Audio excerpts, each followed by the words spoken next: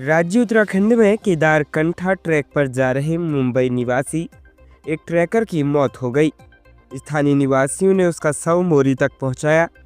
वहां पर पुलिस ने शव का पंचनामा भर पोस्टमार्टम के लिए भेज दिया।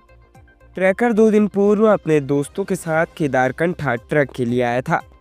जानकारी के अनुसार मुंबई निवासी अनिकेत गुप्ता पुत्र राजेश गुप्ता अपने दोस्तों के साथ बीते सोमवार को केदारकंठा ट्रैक पर ट्रैकिंग के लिए साकरी पहुंचा था। बीते मंगलवार को वह ट्रैक के लिए रवाना हुआ। देर रात में केदारकंठा के बेस कैंप में समुद्र तल से करीब 11,000 फीट की ऊंचाई पर उसकी तबीयत खराब होने के कारण वह बेहोश हो गया।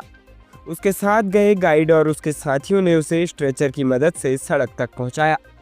इसके बाद बुधवार दोपहर में उसे सीएचसी मोरी लेकर पहुंचे, जहां डॉक्टरों ने उसे मृत घोषित कर दिया। सूचना मिलने पर मौके पर पहुंची पुलिस ने शव का पंचनामा भर पोस्टमार्टम के लिए सीएचसी नौगांव पहुंचा दिया। इसके साथ ही उसके परिजनों को भी सूचना भेज दी गई। सीएचसी मोरी के डॉक्टर अजीत चौहान ने बताया कि प्रथम दृष्टया लगता है कि युवक की मौत हृदय गति रुकने के कारण हुई है।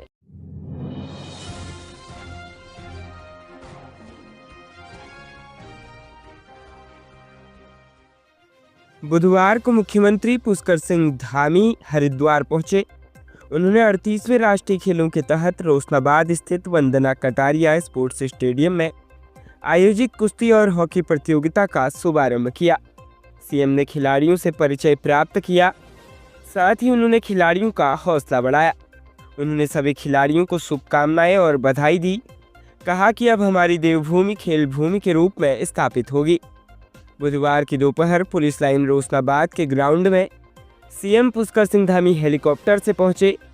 यहां से गाड़ियों के काफिले में स्टेडियम पहुंचकर कुश्ती व हॉकी प्रतियोगिता का शुभारंभ किया। सीएम ने पत्रकारों से बातचीत करते हुए कहा कि राष्ट्रीय खेलों की मेजबानी हम सभी के लिए बड़ा अवसर है। उन्होंने राज्य की जनता की तरफ से पीएम मोदी का मेजबानी का अवसर देने पर आभार जताया। कहा कि राष्ट्रीय खेलों के सभी आयोजन बेहद अच्छे तरीके से हो रहे हैं। अन्य राज्यों से आए खिलाड़ी देवभूमि से अच्छा अनुभव लेकर जा रहे हैं।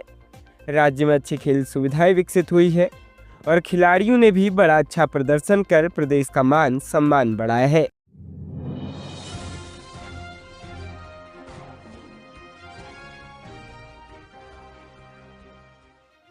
राज्य विधानसभा के बजट सत्र से पूर्व बुधवार को धामी कैबिनेट की बैठक हुई, जिसमें राज्य सड़क सुरक्षा नीति 2025 को कैबिनेट की मंजूरी मिली। वनाग्नि प्रबंधन नीति के तहत वन पंचायतों व मंगल दलों को प्रोत्साहन राशि दिए जाने के प्रस्ताव पर भी मुहर लगी। साथ ही आम सहमति से लैंड बैंक बनाने को मंजूरी दी गई। 2 टाउनशिप के लिए लैंड बैंक बनेगा। पहाड़ में सुनियोजित टाउनशिप के लिए लैंड बैंक बनाने को मंजूरी दी गई। राज्य के पर्वतीय क्षेत्रों में लगातार बढ़ रही सड़क दुर्घटनाओं के मद्देनजर धामी सरकार अहम प्रस्ताव लाई है। सचिव परिवहन ने इसका प्रस्ताव तैयार कर लिया है। इसके तहत पर्वतीय क्षेत्रों में एआरटी को 11 नए पद सृजित होने का प्रस्ताव शामिल है, जिससे पहाड़ों में वाहनों की जांच आसान हो सके।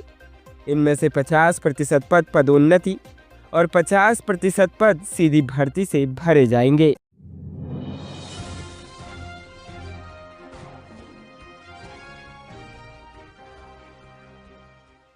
राज्य के श्रीनगर में गढ़वाल केंद्रीय विश्वविद्यालय से संबद्ध महाविद्यालयों में इन दिनों बाह्य परीक्षाएं चल रही है।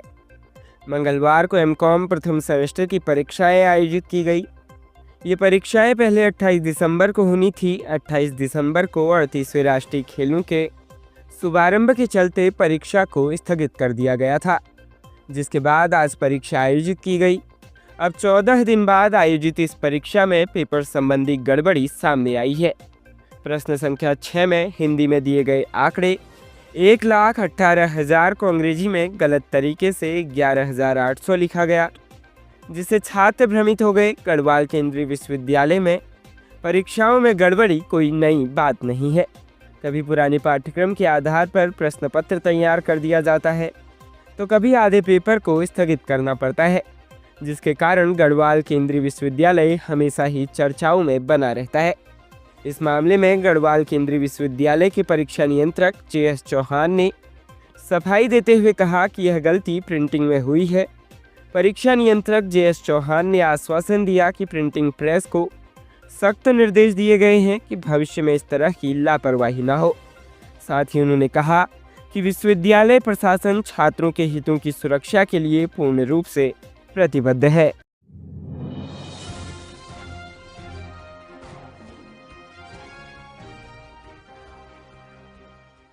राज्य उत्तराखंड के मशहूर हास्य कलाकार घनानंद गगोड़िया उर्फ घन्ना भाई को कल 12 फरवरी को सैकड़ों लोगों ने नम आंखों से अंतिम विदाई दी। हरिद्वार के खड़खड़ी शमशान घाट पर राजकीय सम्मान के साथ उनका अंतिम संस्कार किया गया। उनके तीनों बेटियों ने उन्हें मुखाग्नि दी। इस दौरान हरिद्वार सांसद त्रिवेंद्र सिंह रावत और स्थानीय विधायक मदन कौशिक मौजूद रहे। घन्नाबाई घनानंद को आज हरिद्वार में नम आंखों से लोगों ने अंतिम विदाई दी। उनकी आखिरी यात्रा उनके देहरादून स्थित आवास से चली, जहां कई लोगों ने उनके अंतिम दर्शन के बाद आखिरी यात्रा के लिए विदा किया। वहीं हरिद्वार के खड़खड़ी शमशान घाट पर उनका अंतिम संस्कार किया गया। उनके तीनों बेटे बड़ा निशांत, मझला प्रशांत और छोटा सुशांत ने उन्हें मुखाग्नि दी।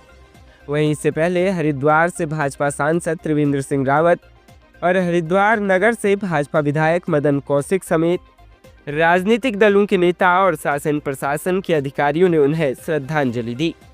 वहीं हरिद्वार सिटी मजिस्ट्रेट कुसुम चौहान ने बताया कि राजकीय सम्मान के साथ उन्हें अंतिम विदाई दी गई।